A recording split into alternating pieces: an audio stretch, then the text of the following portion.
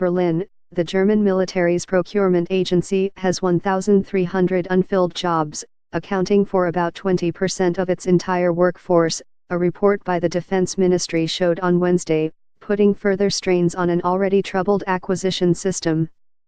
The gaps affect mainly high-level jobs in the technical and military sectors, which means the situation will remain problematic for the medium to long term, necessitating continued use of external consulting firms, the report said. Lack of qualified personnel affects the processing of complex weapons programs, many of which have run into delays in recent years in the wake of reforms instituted by Defense Minister Ursula von der Leyen after she took office in 2013. Use of external support services should not be understood as the beginning of a long-term solution, but as an efficient tool to bridge the time until personnel changes can fully take effect, the report said. Von der Leyen kicked off reforms to improve the transparency and efficacy of the military acquisition system, but critics say the changes have complicated the process and resulted in delays.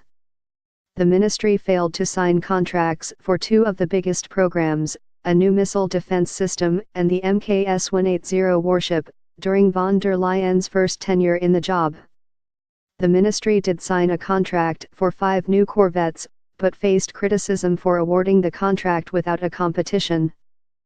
Von der Leyen had argued that no competition was needed since the ships were follow-on orders for an existing design.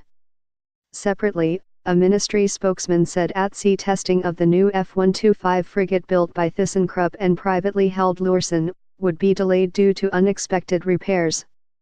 The first new F-125 frigate was now expected to enter into service in early 2018 instead of December, the spokesman said.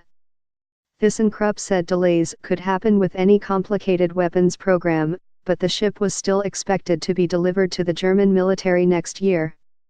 The first of the 4 new F-125 warships, slated to cost €650 million each, was initially slated to enter service in 2014.